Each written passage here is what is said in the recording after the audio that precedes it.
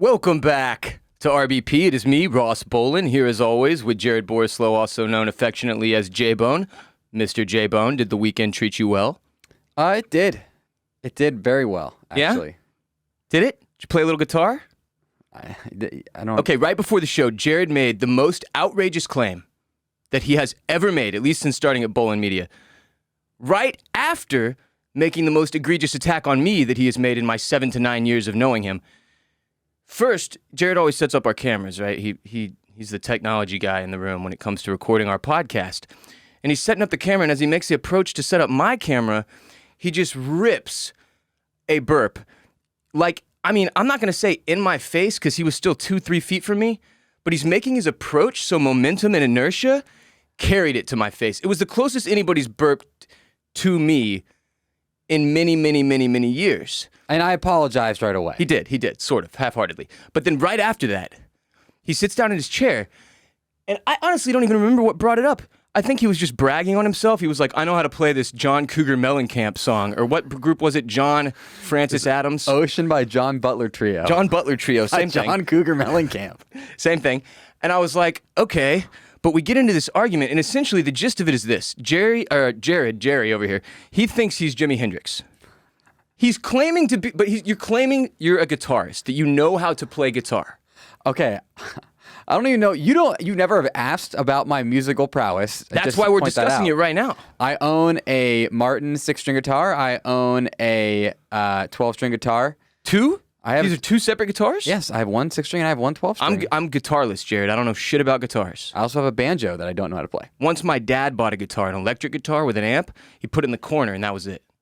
For him, and nobody ever, But you, I did not know you were a guitar guy, much less a two-guitar guy. Well, a long time ago, you used a song that you knew. You had no idea I knew the song. You were like, oh, this is a great anxiety antidote song. It's called Ocean by John Butler Trio. Right, but somebody told me about it. Yeah. Well, I reached out to you. I was like, hey, I actually can play that.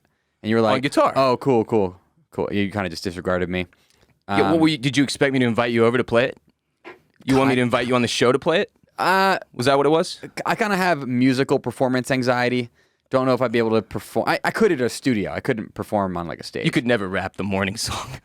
I could never rap the morning song. Let's see. Okay, so allegedly I'm supposed to have known that you could play this one song on guitar. Well, but okay. Like everybody knows, I can play one song on piano, but I don't claim to know how to play piano. When that one song you know on piano is fucking Chopsticks, and the one song I know is No. You're making me say I know more than one song. I'm a little teapot. Whatever. I know more than one song on guitar.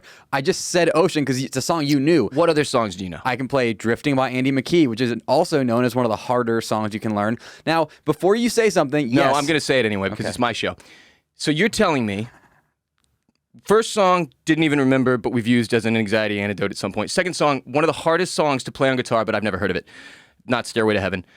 And you're essentially the guy who bought a guitar and taught himself very specific songs. But does that count as being knowing how to play guitar? Like, can you read music? No person who has ever learned guitar since the year 1945 can read music. You read tabs and you do chords. That's it. Chords. And tabs. Okay. I do vaguely remember being taught about how chords work, but being a non-musical person, never stuck. It's just like, if you buy a guitar nowadays, you go to one of these websites. Guitar Center. You look up the song, and it has the tabs, which is literally what. It's essentially 6 lines, one for each string, and it says what fret that you put your finger on, and then you strum. That's how tabs work.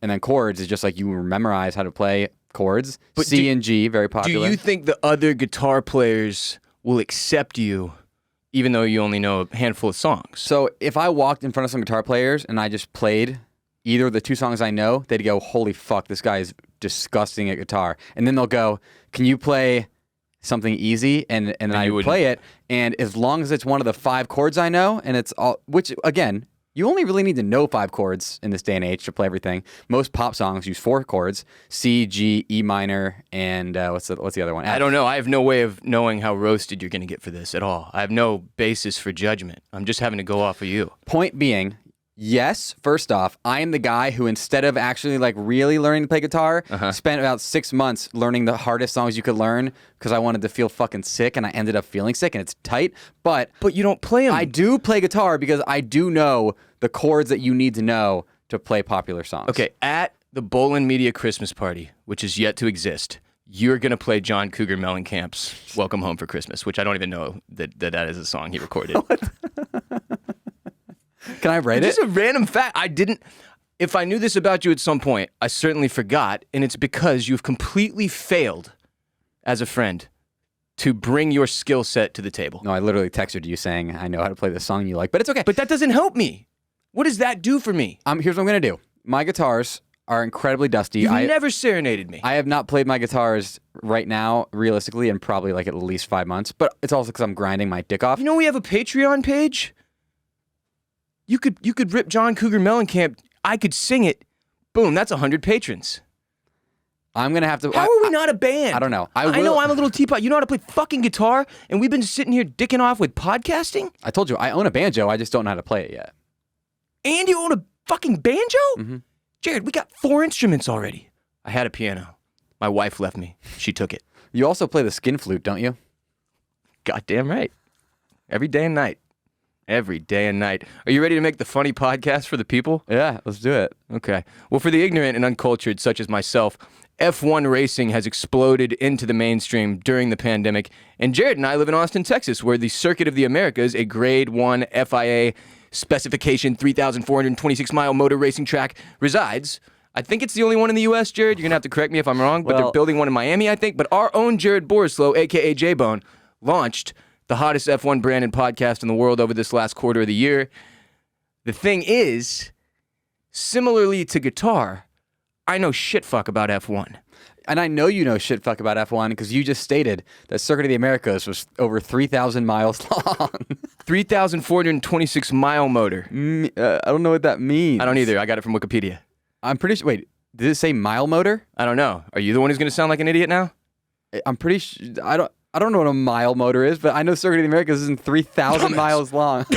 This thing is, again, I don't know anything about F1, so I've been utterly and horribly confused the last few days since Sunday night, really, when I noticed what was happening, or Sunday afternoon, early afternoon, because of the closing drama of Sunday's race. My high school group text, which has never mentioned F1 a single time since its inception, was raving about it. And I was like, what the fuck, Jared? So here's my basic, here's what I've pulled from Twitter and this text group. Lewis Hamilton and Max Verstappen are the 2 biggest drivers, right? The 2 most famous, the 2 winningest. Is that fair to say? No. They're actively racing. They are the 2 who are in contention for this year's World Drivers' Championship. But are they, kind of historically the biggest money names? So Lewis... That's been my impression over the past year. Lewis is the 7-time World Drivers' Champion. He is tied for the most ever by a single driver. Max does not have one, but he is this young, up-and-coming guy who's trying to dethrone Lewis, who has won a bunch in a row. They both have very dope names. I know that. Oh, F1 names. Oh, F1 is known for 2 things for the drivers. They're all really hot, and they all have hotness, dope names. Tight names. The Ferrari drivers, I'm not Respect it. kidding. If you look at the 2 Ferrari drivers, they're just total beef buses. Okay, Hunks. so these 2 dudes in the most recent race, Max Verstappen and Lewis Hamilton, it comes down to the wire, and then there's some controversy over the finish. Yes. But I don't remember which guy won. I do know the other guy who lost got knighted yesterday, maybe, perhaps? Like, that's where I'm at. So that's as much information as I've gotten so far. Okay, so I'll lay it out kind of in layman's terms here. Max Verstappen, or Verstappen, depending on how you want to pronounce it. Verstappen! He is the one who ended up winning. Lewis Hamilton lost, and Lewis Hamilton did get knighted at some point. Do people call him Louis? Nobody calls him Louis. Can I call him Sir Louis moving forward? Louis. And you could use that song. Just saying. That would be Marketing kinda cool. genius. Go ahead. That would be cool. So pretty much what happened was Lewis had this race in the bag, right? Had the race in the bag, and then there was a crash with not long left in the race, with maybe 5 laps or so left. So what happens when there's a crash is a safety car comes out, which allows the cars behind it, which is all the cars who are racing, To maintain their position, right? to maintain their position. You can't overtake anybody, but Right. it really crunches together. Like the distance that you are between the other cars gets really shortened. Yeah, y'all just line up. You essentially line up because the guy who's in front, the safety car, has like a limit on how fast it can go. And so the car right behind it gets backed up behind it, and then it just slowly backs up over, the course of however long the safety car is out there. Right. So As they clean up the track and such, right? yes. So why there's controversy is Lewis was playing this game, essentially playing prevent defense, staying out. He had 2 opportunities where he could have pit, but doing so would have been a little risky because Max could have gone in front of him. The second one being incredibly risky because, for example, he could have gone into the pits after that safety car right at the end to get new tires. Right. Right. But if he did that, Max would have stayed out, and there was a chance that the race would have ended under the safety car, meaning the safety car would have been out there. They would have done the final lap under the safety car, and then Max would have won. So Lewis essentially couldn't do it just in case Right. that was going to happen. It would blow your minds how much racing ends up being like chess. Oh, yeah. It's before I started following F1, I didn't get how much strategy there was. Yeah, it's crazy. It's one of the things that draws people in, along with the drivers and the characters and the hotness and the names. Yeah, It is. Yeah. So, like I said, he could have pitted one time earlier, but he didn't do it because essentially his car was running so well and his tires were doing good enough to where the only way he could have lost is if there was a late crash, which ended up happening. So they totally screwed them. Now, the reason why people are really freaking out is because the stewards or the FIA, the people who run the race, made these crazy calls to where at first they were like, So these are like the referees. yes, the referees. They made these crazy calls to where they were like, okay, so there were 5 cars in between Max and Lewis. Lewis was in first, Max was in second, but there were 5 cars who were all on previous laps, right? Like Max and Lewis were so fast that they were lapping the field. Okay. So Lewis had already lapped 5 of these cars. Max hadn't yet. I used to do that in Mario Kart. Exactly. So a lot of times under the safety car, they say right at the beginning, hey, lapped cars are allowed to overtake the safety car, which is another way, like I said, of letting these lapped cars make up the position behind the safety car and like kind of bunch the whole grid together. Right. Now, they delayed doing that in the beginning. And so it was like, okay. They kind of initially said it was because they wanted to make sure that the crash could get cleaned up, and the marshals and everything who were cleaning up the crash wouldn't be in danger of these cars that are just kind of going up behind the safety car.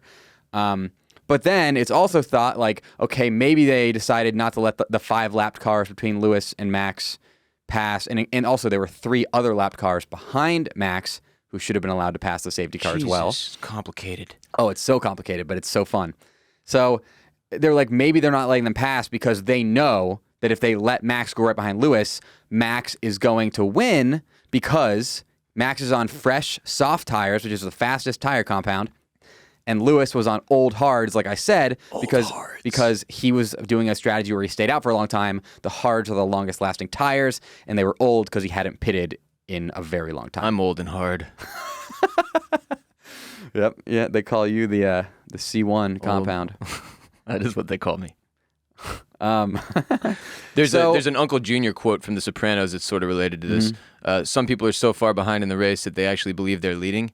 It's one of my all-time favorites, related to lapping people. Exactly. And so what ended up happening, after saying, the race people said the cars will not be allowed to overtake, then right at the end they go, hey, just kidding, the cars will be allowed to overtake the safety car, which would bunch, Lewis and Max together, but they said only the cars between them can lap the safety car. So they're like, yeah, the lapped cars are allowed to pass, but only these 5, obviously because those are the only 5 who are going to impact the title fight. I think they were thinking that maybe if they were waiting for the other 3 cars to overtake, it might have taken too long to where they would have had to do another lap, which would have ended the race. So controversial. So are they making this call in real time with the intention of making it as fair as possible? No. So who knows what the FIA's actual reasoning was? Okay, so that's part of the problem. I think they wanted to make it as dramatic as possible. But they don't. Do they have to really explain after the fact in terms of like the call that they made? Do they have to? No. I mean, I think a lot of people want them to, and I think what they're going to end up saying is we could not let the lapped cars pass until The track was clear. We Right. did it when it was clear, but because there's this agreement, they did say this. They said there's an agreement between all the teams that whenever possible, races should not end under safety car. And I think they realized this race would not end under safety car, and we could have a 1-2 finish, between the two top cars. That was really exciting if we just did it this really weird way. But in doing it this really weird way, they're killing a lot of precedent that they'd already set and like showing that they can just fly by the seat of their pants and do whatever the fuck they want for manufactured drama. Then you have the really old F1 fans going, "You're ruining our sport with all this Netflix bullshit." Yeah, but it's probably more an English accent. "You're ruining this sport with all this Netflix bullshit, you are." There you go. The two pools. We got them both. Yes. And then you have me who goes, "I fucking love chaos and drama. This is Bring the it best on. thing ever." This happens in the NBA constantly. All these old heads bitch and moan about the changes being made to the sport, and all the young people who enjoy scoring, exciting basketball, that was invented by the Golden State Warriors in 2014 or whatever. We don't give a shit.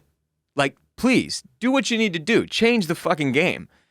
You have to adapt with the times and with entertainment and to stay relevant. And Major League Baseball, as an example, has completely failed in every way to do that. You cannot allow that to happen to your sport, or you will lose relevancy and you will lose your young base and you will struggle with the coming generations. And that is what has happened with baseball. And F1 has not been afraid, it seems, to do what it takes to kind of captivate people. Because after all, it is a business. People forget that shit about sports. It's competitive, but it's a business. This is all built on sponsorship dollars, just like our business. And at the end of the day, if it's not entertaining, nobody's going to watch. I mean, ending under the safety car would have been the most anticlimactic, boring ending. To the end of the season. Exactly. Got to avoid that at all costs, in my opinion. I prefer the ending we got to that. I'm not saying it is as fair to Lewis and Mercedes, who I think did get boned. Fuck fairness. Nothing in life is fair. More entertaining. Yeah, I'm with it. There you have it, folks. For more of the most entertaining F1 content the internet has to offer in a more detailed, full episode on the entire race and controversy surrounding the Abu Dhabi Grand Prix? Grand Prix. Grand Prix. So, yeah, if you want to... At Formula Bone on TikTok, Instagram, and Twitter. On the full episode, I do a full race recap, not just the ending, and I also dive very deep into all the controversy. I break down the entire protest that Mercedes did after the race in very deep detail. I was here very late last night kind of researching for that. Yeah, about 10:30, 10:45. So, and also, by the way... I was here, too, because I live here. There is no off-season with the Formula Bone F1 show, and I will be doing an episode a week all the way through the off-season. You might not have Formula 1 to watch, but you have Formula Bone to watch. Bitch! Boom! This offseason will likely be the largest growth period in the history of F1. If you're going to want to be a part of this by the time next season comes around, I know that for a fact. It is my goal to be a part of this by the time next season comes around, Bone Man, because I need to be guesting on Formula Bone by next season, or I'm a shit content god. True. But for everybody else listening, if you're not into F1 yet, if you're like me, this offseason is probably going to be the one that draws you in, as you hear more and more friends and references and talk about the drama of this race from this past weekend as well. Might as well hop in now and get with Formula Bone. And Jared has been phenomenal in both creating content with a great degree of regularity for Formula Bone, but also stuff that is interesting to both existing F1 fans, new people who are coming in, and he's kind of been in this middle ground where, as you put it on Twitter, you're getting ripped by both Max and Lewis fans. Oh yeah. Max depending fans, on which take you most recently have given. I'm getting just both sides are just coming from my throat. Yeah, it's like me with the Democrats and the Republicans. Mm-hmm. Yeah. Speaking of which, okay, so again, Formula Bone F1 show available wherever you listen to RBP, and then at Formula Bone on TikTok, Instagram, and Twitter. Follow Jared everywhere at Jared Borislow as well. But if you like betting on F1 racing, or if you want to bet on F1 racing, or enjoy betting on sports, period, today's first sponsor, MyBookie.ag, is for you. With the NFL playoff race heating up and college bowl season just around the corner, double your firepower at MyBookie to get in on the action for the most important games of the season. Build your own props, create multi-game parlays, take part in a host of MyBookie cash prize contests. And this weekend, this Saturday, we've got Jake Paul and Tyron Woodley. And say what you will about Jake Paul, but these are electric personalities that produce big fights and even bigger betting opportunities, so don't miss out on the action. Bet the fight with MyBookie. They have the best odds and props bets for Paul Woodley too, And you can start by doubling your first initial deposit all the way up to $1,000 using the promo code RBP when you sign up to support the show. That's double your deposit bonus to double your funds and double the excitement for Paul Woodley 2 at MyBookie.ag. As much as we'd all love to see Jake Paul eat canvas, he looked strong in the previous matchups, and with Woodley taking this fight on short notice, all the odds are in Paul's favor. Back the problem child to win this rematch, as he's sure to be the favorite. Don't miss out. Double your first deposit up to $1,000 by using promo code RBP. Head to MyBookie.ag today. Place your bets, fill your pockets, watch this grudge match get settled with Paul versus Woodley 2. Bet anything, anytime, anywhere with MyBookie.ag. Using code RBP to support the show and unlock that double deposit bonus. Stipulations apply. Here's a headline from Complex. Tyler, the Creator, drops Golf de Fleur nail polish. You are just ahead of your frickin' time. I'm not, but after already announcing the expansion of his Golf de Fleur brand with the unveiling of French Waltz and new apparel last week, he dropped a fragrance on Monday alongside a brand new nail polish with 3 different colors, which I looked at and I loved. So I just wanted to say, well, Ross haters, what say you now? What say you? I start painting my nails, and within 2 weeks, MGK and Tyler, the Creator, both drop nail polishes. I am the most influential man alive. In all seriousness, this is just further proof that, look, ballers are going to ball and haters are going to hate, and the world just keeps on spinning. Because here's the thing.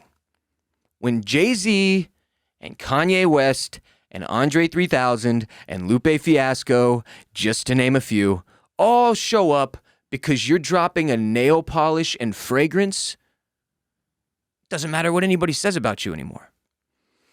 It was the coldest turnout for an event I have ever seen.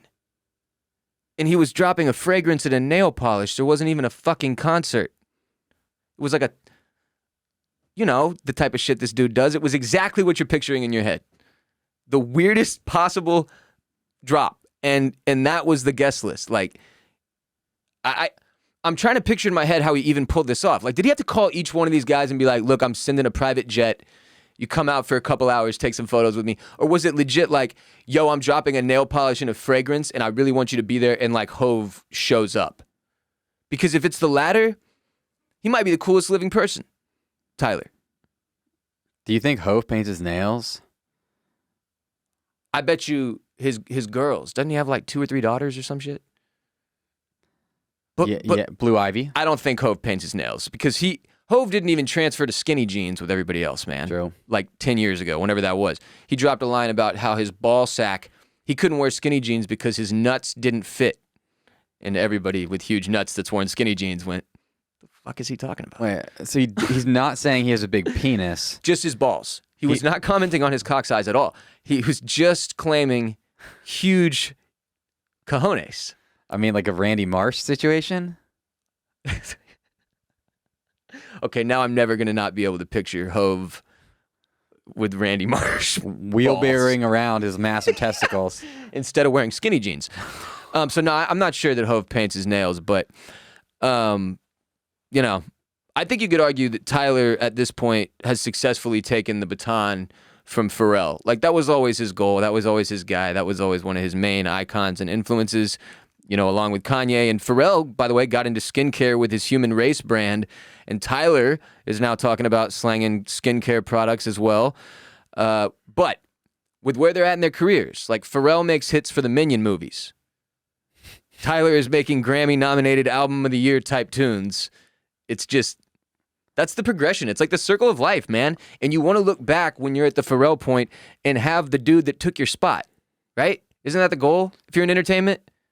You want a fucking mentor person, a person to mentor, like to pass your shit on to one day, right? I just feel like minimizing Pharrell as the Minion movie. That song was like a chart-topping hit just because it was for the Minion Name the movie. last song Pharrell dropped. Don't be afraid to catch fish. You just made that up, didn't you? No, that's. I mean, I believe you. That sounded just like a Pharrell song, but I think you made it up. It's Don't be afraid to catch feels, but it sounds like catch fish. That's what I say. Huh. It's you know that song. It's Pharrell's in it, and then it's like Probably for a soundtrack. Calvin Harris maybe. It might be Calvin Harris. Yeah, I mean, that makes sense. So I guess it's not a Pharrell song, but Pharrell vocals. I'm just saying, he's not really musically that relevant anymore. I mean, he is undoubtedly one of the biggest cultural icons in hip hop. Pharrell is, I'm in no way, shape, or form trying to knock him. But, you know, even though he looks 26, how old do you think Pharrell is? Take a shot We at it. talked about this before, and I was shocked. He's like 47? 48 years old. What the fuck? He looks younger than me. He was born in 1973. He looks younger than me. Pharrell was born in 1973. What administration is that? I don't even know. Nixon? 1973 What the fuck is that? president in 1970. Richard Nixon was It was president. Nixon. Born. when Pharrell was born, Tricky Dick Nixon was president, bro. That is, he's out. He's old, man. He's just fucking getting old, you know.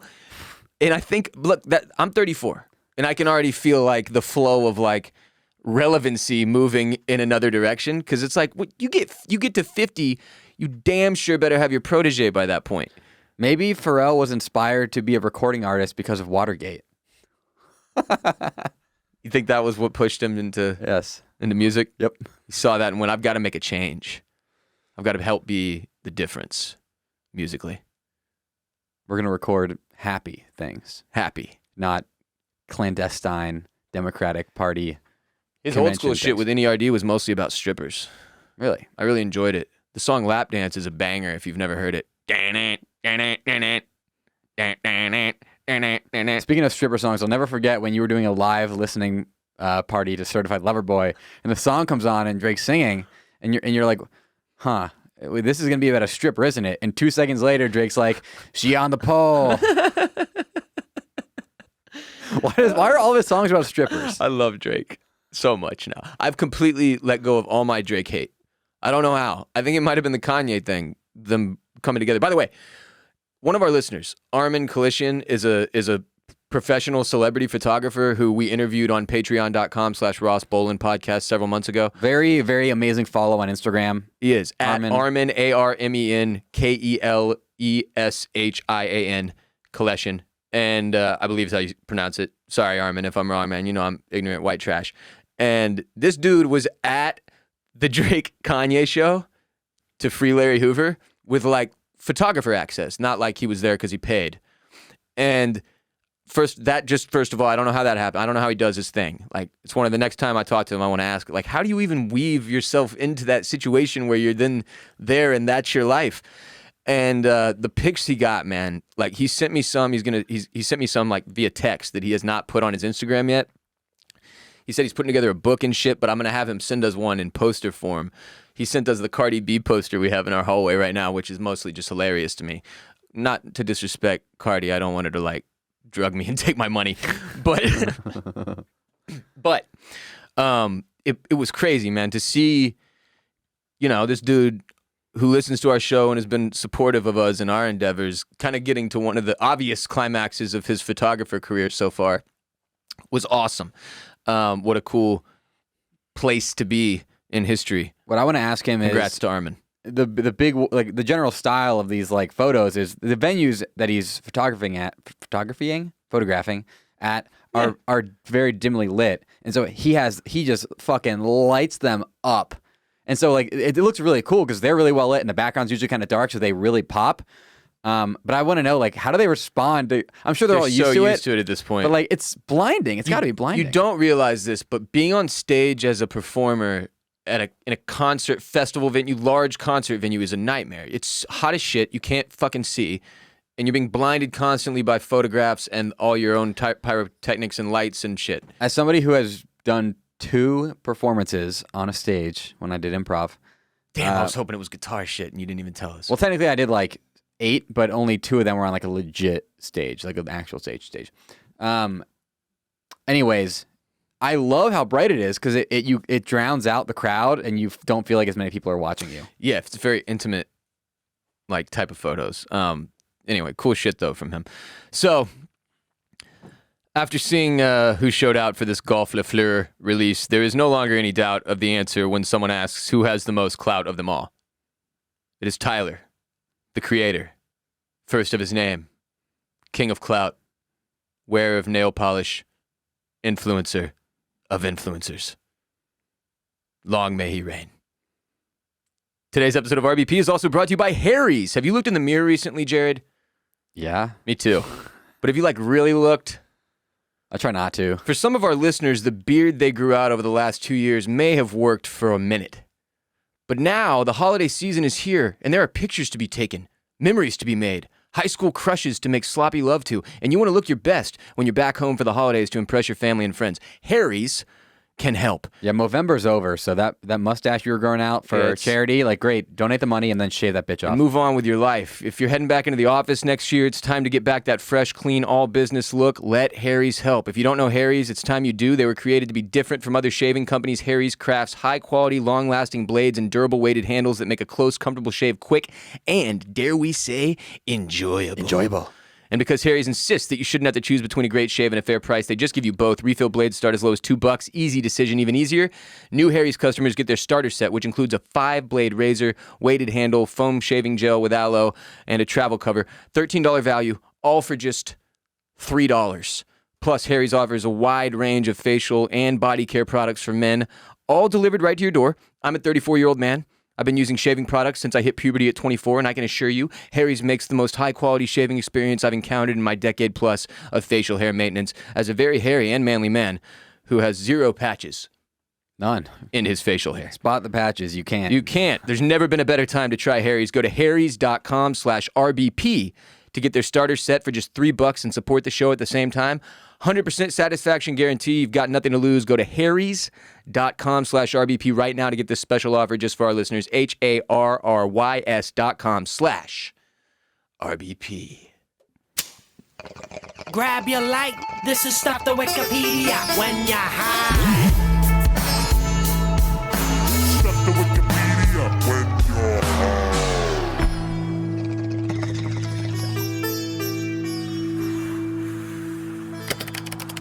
See, even just from me, okay, you crushed that.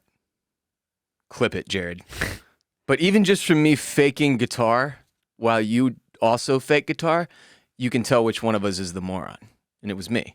Yeah, I was doing this a lot, and Jared was doing the thing that guitar people who know how to play guitar. Anyway, I'm believing you more by the minute is my point. Thank you. Today's Stuff to Wikipedia when you're high is Piss Christ.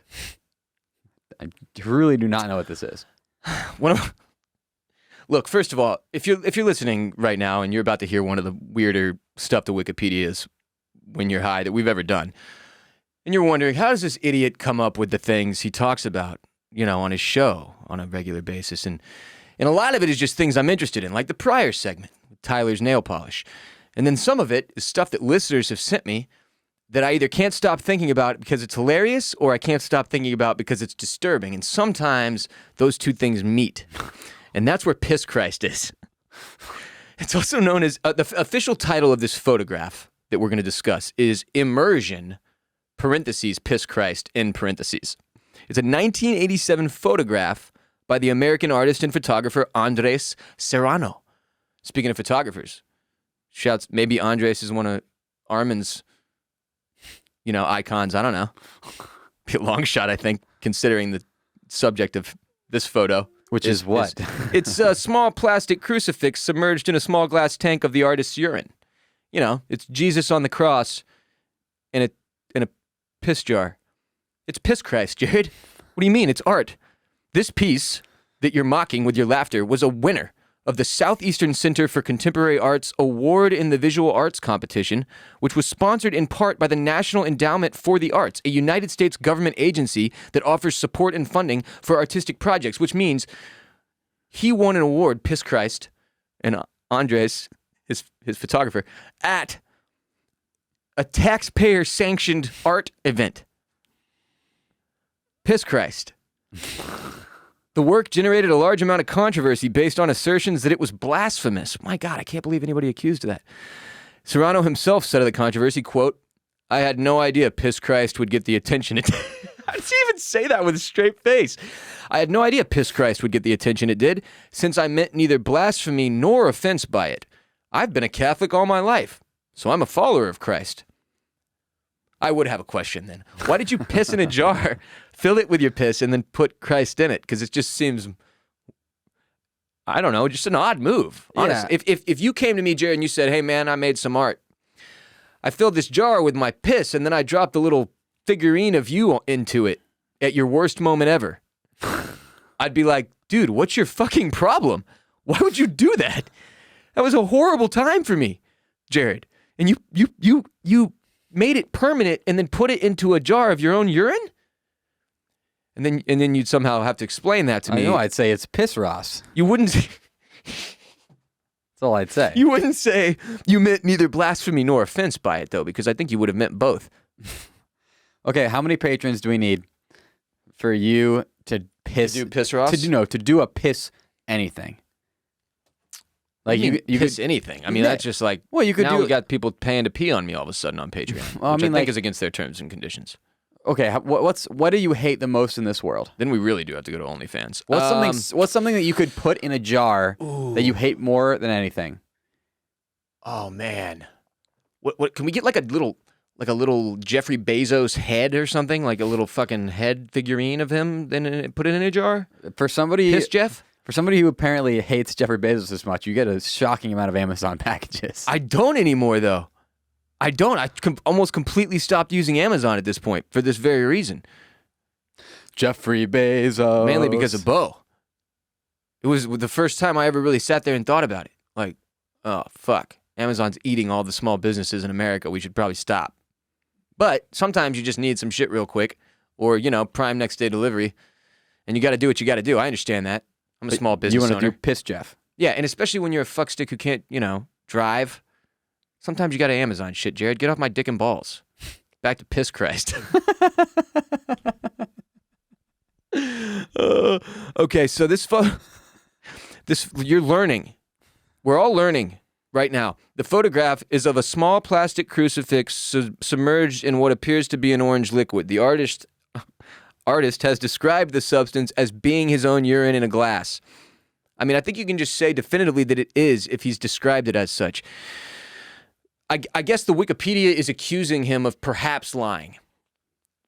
Okay, that's what Wikipedia is Did you doing say here. orange? Orange. Okay, I'm gonna take a look at this photo because Google Piss orange Christ. that's more like a Fanta situation. But it's like it could be pee depending on how much liquid you had drank that day type of thing. I don't think Serrano was drinking Liquid IV and using code Ross for 25% off is what I'm saying. He was failing. So I'm looking at it. It's not what I expected Right? at all. Right. It's Piss Christ. What did you expect? I thought it would be a photo of the jar. It's a photo through the jar. Of him submerged in the liquid. Yeah. And it looks like, I mean, it's almost reddish orange, This man is severely dehydrated. Yeah. Severely. Badly needs a Liquid IV. Yeah. Code Ross, 25% off. I think Serrano. he was actively dehydrating himself before he pissed To make it- Yeah. Okay, so this was apparently yeah. a series of photographs that he did that involved classical statuettes submerged in various fluids. Milk in one case, blood in another, and you guessed it, no, it's urine. I don't see the word cum anywhere here, which is really, really disappointing because if he wanted to put the work in, he would have filled the jar with cum and called it Cum Christ. That's offensive. That's blasphemous. Try harder next time, Serrano. But without Serrano specifying the substance to be urine and without the title referring to urine by another name, piss, the viewer would not necessarily be able to differentiate between the stated medium of urine and a medium of similar appearance such as amber or polyurethane. That's true. It does look a lot like it's in amber, I will say. Amber is, by the way, the color of my energy. And it's where they found that mosquito in fucking Jurassic Park, I feel like. Maybe. Serrano has also said that while his work was not intended to denounce religion, it alludes to a perceived commercializing or cheapening of Christian icons in contemporary culture. Jesus, that's deep. I've never thought that hard about it, to have to, submerge a little Christ in my own piss or whatever, but that's art, man. Can I give you two updates to That's Piss art. Christ? Please. The first one is about some public outcry. Piss Christ photo in a French museum was attacked by vandals. They seem to have smashed the frame. Damn, they broke through the frame of Piss Christ. They hit Christ right in the head too. Oh, man. So, a lot of people said that, his art was a little too on the head, And now on the nose. That's what I meant. Fuck. Close enough. Anyways, it's not a good time to lose one's head. there's one other update that He was never that's going to get ahead in life. Washington Post article, Ross, Okay. from April of 2019. He dunked a crucifix in his own urine. His next artistic subject, Donald Trump. Oh, wow. Did he do pissed on? Andres Serrano's portrait of Trump left from his 2004 America series. So apparently Andres Serrano did a portrait of Trump for a series called America Okay. in 2004. The America series, of course. We all know it. And he said that portrait he did will be a focal point of his upcoming show about the president in 2019. Serrano has often drawn controversy for Piss Christ. I don't really know exactly what... Dude, he also spent $200,000 on Trump steaks and other Trump memorabilia on eBay. He spent nearly $2,000 on a piece of the president's wedding cake. Serrano did. What in the hell? Wait, He's got, I think it's a whole installation around Trump. He spent close to $200,000 on eBay and at other auction houses buying up all things Donald Trump. And the show included everything from Donald Trump's steaks, which were briefly sold at Sharper Image, as we've discussed on this podcast back in the day, to 1980s tabloid covers to branded products from the real estate magnates' casinos. Wow. And they even include MAGA hats in it. Wild. This guy, I'm looking at some photos from it. Man, he's got was there a Trump Diet Snapple at one point? Because that is amazing, and I didn't know it. wait. So does he like Trump for the art, or is he actually a Trump guy? Not sure. From the 11-foot-tall revolving ego sign that he bought from Trump's Taj Mahal casino to the tune of $7,000, it's the most expensive item on display, to the diminutive souvenir cakelet given to guests at Trump's 2005 wedding to Melania Trump, just under $2,000. It says there is a tremendous amount to see. This is from news.artnet.com. Nobody fucking cares. Anyway, turns out our boy Piss Christ maker is been involved in quite a bit of controversy. Yeah, he said, Serrano, that it's a show for everyone, his Trump show, for people who love Trump and for people who hate Trump. A quote from him that we can end on. In a way, Donald Trump has become all things to all people. It's kind of a weird quote that doesn't mean anything, if you ask me. I mean, now that I'm digesting it on a very high intellectual level, that's kind of true. He is a lot of people's excuse for a lot of things. It's kind of true in a way. Anyway, what a strange artist. And that's art. The first comment on this article says, it's from Ram J. Trodney. I don't think dipping a crucifix is considered a crime, not an impeachable offense. Now, I stirred my poop with one. If you don't stir it, it tastes like poop.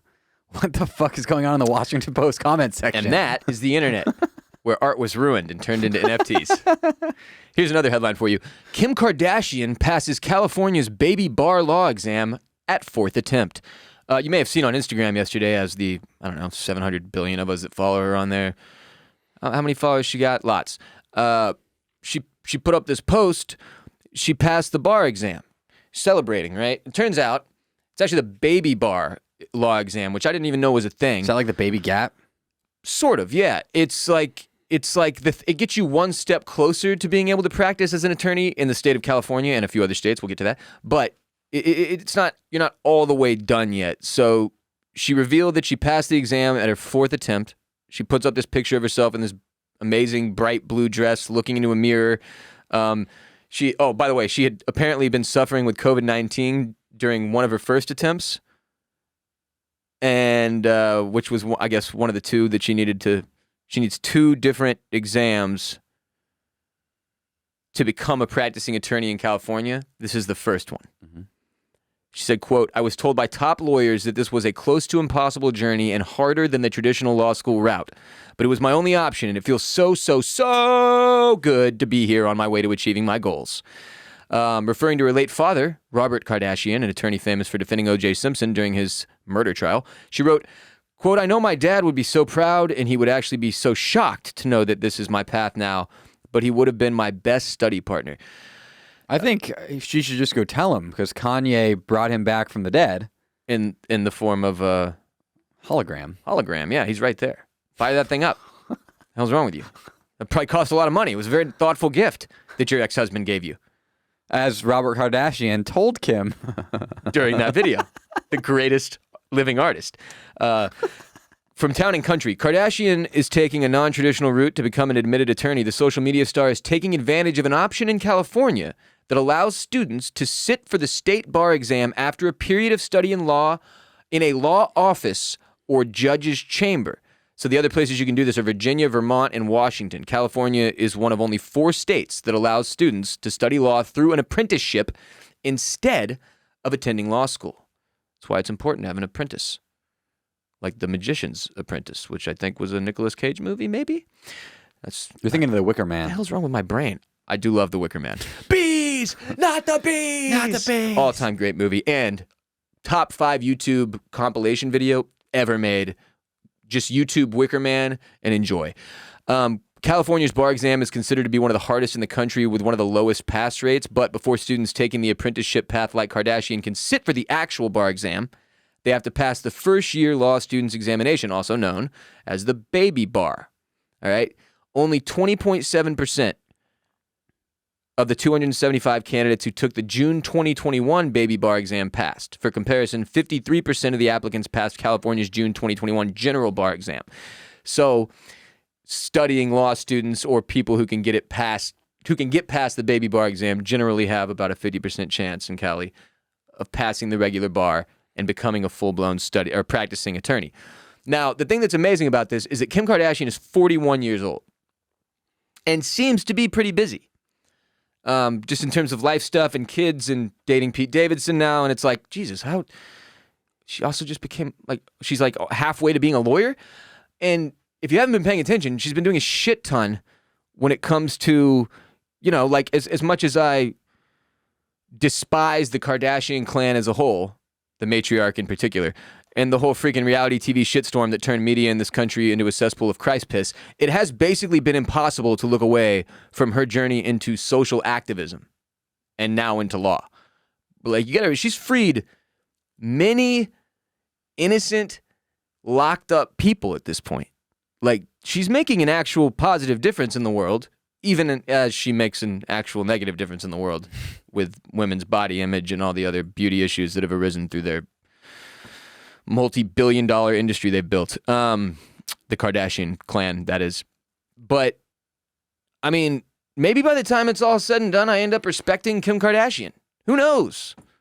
Maybe she'll be our first female president after running against and beating Dwayne "The Rock" Johnson in 2028. I don't think she could beat Dwayne. I don't think she could beat Dwayne either. Because it's, you heard his song. It's about drive. Yeah. It's also about power. Staying hungry, devouring. Something about hunger and devour. Yeah. For sure. 1,000%. Yeah, I've never heard Kim spit bars like that. She's going to have trouble against The Rock. Because, Jared, I do smell what The Rock is cooking. And it's a presidential run. But seriously, Kim Kardashian might be the most interesting woman in the world. Dos Equis should consider fitting her in, because we're done with the most interesting man in the world, right? It's 2021. It's time to move forward to the most interesting woman. And I think it might be her. She's dating Pete Davidson, which, again, I would argue if you're Pete Davidson, even with the mental health issues, you just can't turn that come up down. And that's like a triple entendre. She's going through the divorce with Kanye. She's recently filed to be single. I don't even know what that means. I've seen it in headlines all over the fucking internet. Kim Kardashian files to be single. Because she wants to be considered a legally single woman, even though this doofus is going to refuse to sign these papers and drag her ass through divorce court for years and years to come. Which makes sense. There should be some version of that. I wish I had known it existed. I would have fucking legally declared myself a single man the second my divorce process started. But it is what it is. She's just, it's like her whole life is going to make for the most absurd movie ever. How people obsess over Marilyn Monroe and how glamorous her life was. And obviously part of it with Marilyn is that she was tragically taken at a very young age. Kim it's already chaos. Like, she's worth so much money and there's so much attention and fame and social media shit all the time with this family. By the time it's all said and done, the movie is just going to be incredible, though. If you look at the fucking shit she's done, from the sex tape to marrying that dude on the Brooklyn Nets, nobody can even remember. She was married to a Brooklyn Nets player at one point. Swear to God. Which, a famous one or just Yes. like a random one? Nah, he became famous after she married him.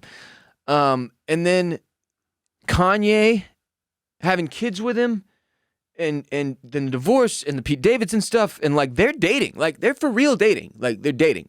Like, she's dating. Like, Pete Davidson is dating Kim Kardashian. That's not like oh yeah, the stupid tabloids, they just say stuff. No, this is like a thing now that they're marketing and shit.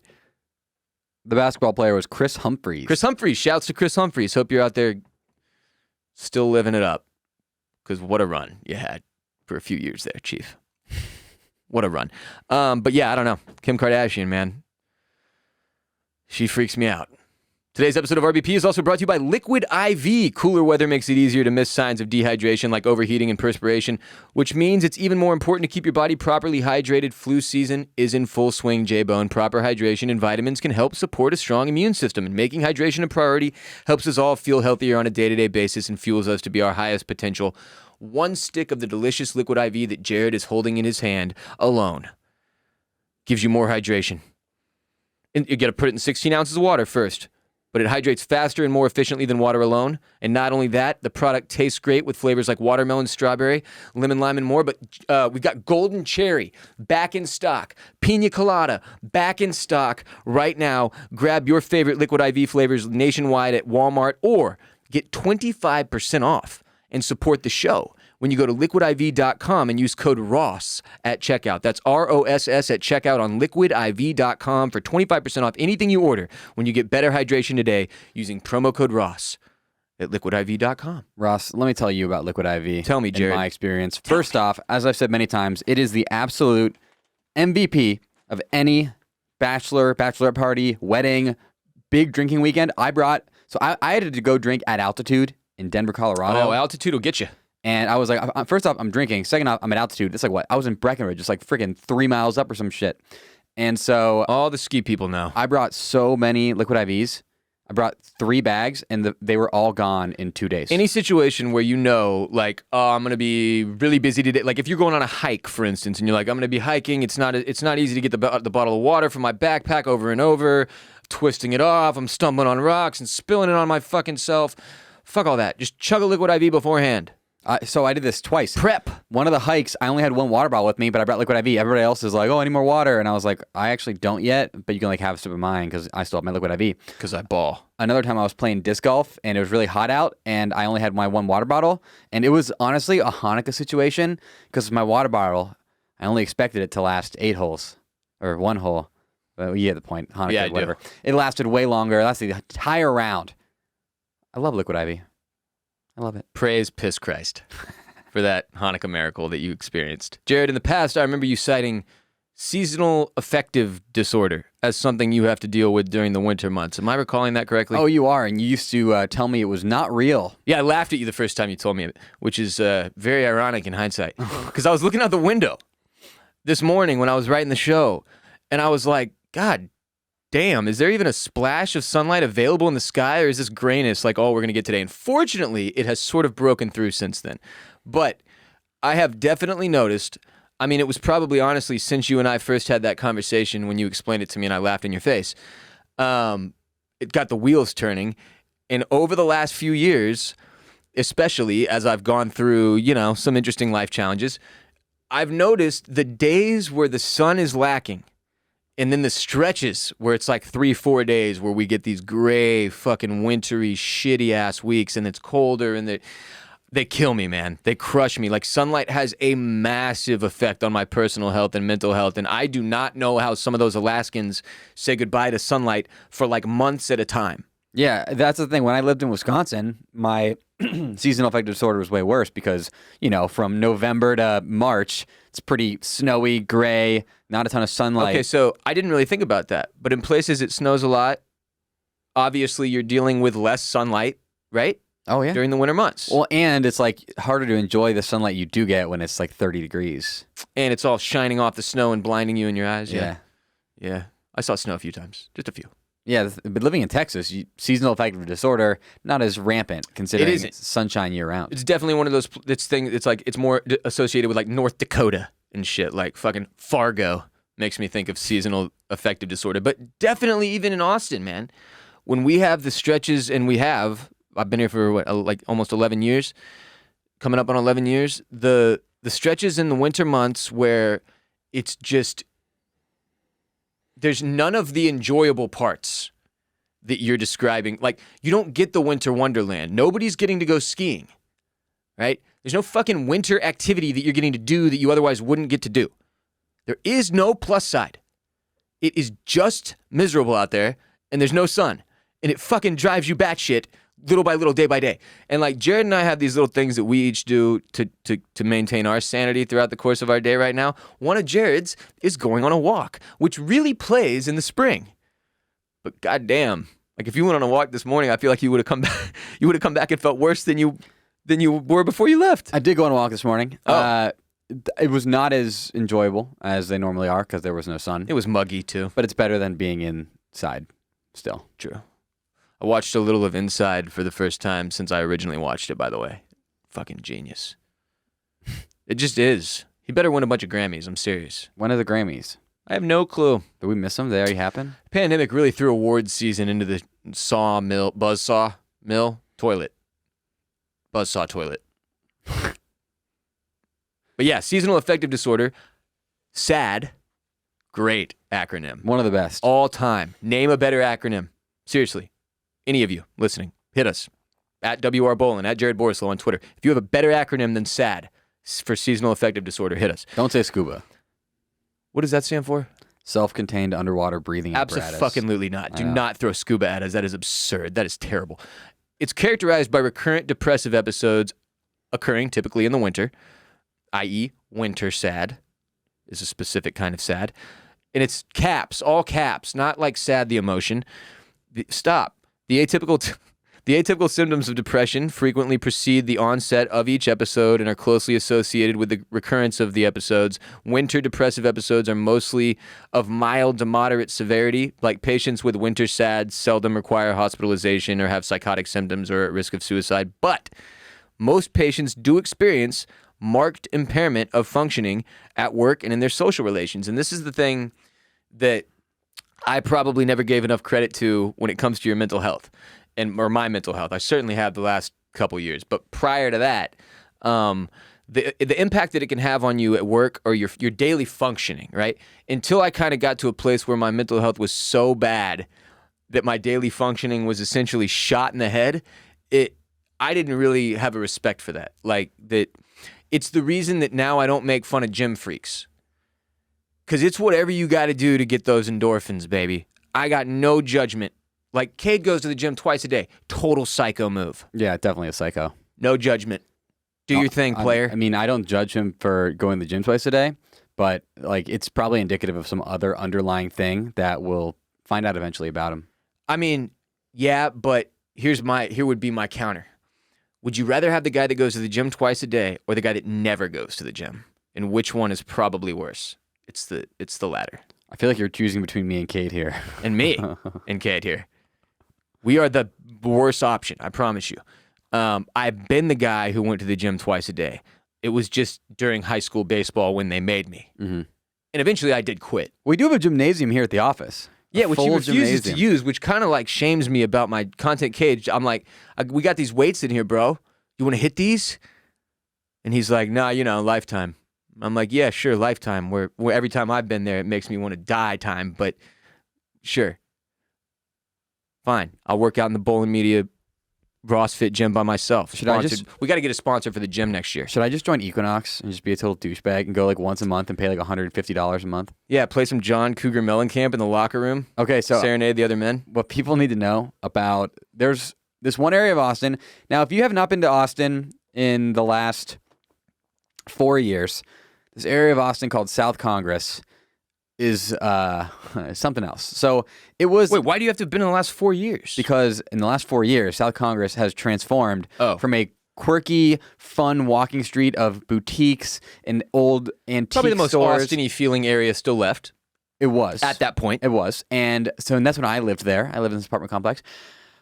In the last 4 years, it is literally California in Texas. The most California, I'm sure maybe in Well, just Dallas. specifically Los Angeles vibes. Yeah, Like oh, yeah. very, very LA vibes. It's like these very weird, not Austin, like not like West Texas quirky anymore, like boutiques. It's like, it's just getting Los Angeles-y in there. Well, this one block has the Equinox, Right. which is across from the Soho House. There's a Lululemon. There is a Ray-Ban. There is a Nike. What's the other? There's a Nike now? Holy Uh-huh. Oh, there's a Nike there now. There's all kinds of the biggest brands in the world Yes. mixed in with like, these like original Austin joints like Lucy in Disguise, which is a costume shop, or like the Allen's Boots or whatever. Yeah. I mean, it's just less and less of the old stuff and more of this like full blown LA, but it's the feel of it even more so. And It's as our so LA. population has literally filled up with the people that used to go to those, live in LA, it's getting even more confusing. Now, what I want to know is, what do we have to do to join the Soho House? I actually I don't understand. So this is like a poor man's country club, basically? No, it's a rich man. I mean, what do you mean poor man's? It's So, cheaper like- than a country club, That's what I mean. but it's not. So this is for everybody who wishes they could afford a country club, but just wants to go work out at a hot gym? Not everyone. It's only open to people in the media and like advertising. So like if you're like a Jesus Christ, that sounds insufferable. if you're like a salesperson, you can't join. It's only for like media, PR, advertising. What, do we have a badge we can show? I don't know how they figured out. Hey, check my fucking Twitter account? You need to have like a person to recommend you to join too. Like you need to have a referral to join. Oh, this sounds incredibly douchey. I know, but I kind of want you to get a membership we- so we can go there. Can we get like a tour? What's it called? Soho House? Could they have named it something less suicidal? Like, I don't want to go there. What? Soho House. No. Can you please join? If you're a member of Soho House, please hit us up. We would like to not only do some type of tour, but also, I just want you to explain what the hell, what's going on in there. Well, I know. Here's what I understand. They have a restaurant, they have a bar, and it's just like a place you chill. And usually, it's in like a nice area of a really cool, bustling city. And you kind of just pop in there while you're shopping, or some people work from there. It's WeWork 2.0. No, but it's way more expensive, and I don't think they have anything for free. Like, WeWork had like free drinks and food and shit. It just sounds like Equinox on steroids. Yeah. Well, there's no gym. But there's no gym? No, Okay, there's no gym. it's a social food and drink gathering spot. Some of them have so it's a pools, restaurant, but only certain people are allowed? but I think it's more of a lounge. Yeah, it's a poor man's country club. Well, the reason why it's But there's cheaper no is golf because and there's no gym. Yeah, there's no greens fees. There's no like maintenance. I mean, none of the good stuff about a country club. It's just the shittiest things about a country club, except you pay way less. well, it's the exclusivity too. It's like, oh, I'm a member. So I can drink and eat here, but you can't. Yeah, and there's probably like a balcony you can go on and look down and be like, look at these pores. Russ, you need to understand this balcony. Right, but what I'm saying is, people who join country clubs and pay outrageous amounts of money to be exclusive and only hang out with rich people and play golf and use the gym and the racquetball courts, and they get like all these fucking crazy perks. At least there's like cool shit to it in the douchiness. This is just pure douchiness with no cool shit. Well, there's also a networking side of it. Like you take people there for like business meetings and shit. It's like part of it. But Russ, again, you need to understand this. I'm the kind of person. But why would you take someone to a business meeting there? If I made enough money, I would join Soho House if I was allowed in, just because it's so douchey and exclusive that I think it's like funny, kind of. Like I would. J-Bone's at the Soho. Like, Look, man, I spend money on really, really dumb shit in most people's eyes a lot of days of my life. But I will never understand paying money so that you could go somewhere that other people are literally not. So do you pay for the food and the drinks inside? I believe so. What the fuck is this? It's essentially like you're paying so you don't get charged with trespassing. It's kind of like there's no other way to label it except elitist. That's the entire selling point is that it is elitist. If you want to feel elitist, I want to feel elitist. Here's what I don't want. Everyone else to know that I think I'm better than them. I don't want everybody to know that. I want people to make me look like an asshole. I want people to look at me up there on the balcony of the Soho House and know that you're not better than them. And they actually should give me a free membership so I could be like the everyman Soho House guy. Like, holy shit, Jared's in there? Wow, it's not elitist. This is legitimately like, I love your angle here, but this is legitimate. It makes it, if I saw somebody wearing like Soho House merch, I would immediately know me and this motherfucker have nothing in common. Now, on the other hand, if I saw somebody wearing Ross Bolen podcast or even Formula Bone merch, I would be like, damn, that's my guy or girl. Which is possible now if you go to bolenmedia.com/shop, by the way. Huge announcement to close out the show today. Merch. We have some, finally, and we're going to be adding more. But on bolenmedia.com/shop, you can get some of the OG RBP products that were released a couple years back and have not been released since, as well as some new designs and some updated designs that we've put together. We've got a great Formula Bone shirt that's popping into my head right now. It's red. It's beautiful. Many people are enjoying it. We've got a You Are Not Alone coffee mug. People are loving that. We're going to be adding all types of products for all of our brands in the coming months to bolenmedia.com/shop. So, for everybody who's been yelling at me and bitching and moaning and screaming and tweeting and DMing and emailing and calling me every name in the book for the last 2 years, please help yourself to some merch on bolenmedia.com/shop this holiday season. Use your holiday money that you get from your friends and family over the next couple months. Go to bolenmedia.com/shop. Represent for the show in the streets and also help support Bolen Media in the process and get yourself some sweet gear. By the way, you got 10% off that merch if you're on Patreon as well. You got a code, check Patreon if you're a member on patreon.com/Ross Bolen podcast. Speaking of exclusivity and sweet hookups, you'll never get this at Soho House, Jared. But 10% off on patreon.com/Ross Bolen podcast. 10% off our merch. You get a code if you're on patreon.com/Ross Bolen podcast. Wait. So if you're about to buy merch, you might as well go to Patreon. Right. You basically make your money back immediately if you join Patreon in the Enforcer or RBP gang tier and order over $100 worth of merch using the code. Ross, can we? I don't think we can do this. I think we legally. No, I just as somebody who's part of this company, I don't. This is bad for business. We could go bankrupt because of this, Jared. This could be the thing that drives us into the ground. Formula Bone will have to drive us back out of the ground like a phoenix from the ashes. Are you sure you want to go through this? Like, I can edit this out. I think it's for the holiday season. We let the people eat. Okay. Well. So go to bolenmedia.com/shop today. Get yourself some RBP or Formula Bone or Oysters, Clams, and Cockles gear. I think we're working on some Banging the Can stuff right now as well, which is exciting.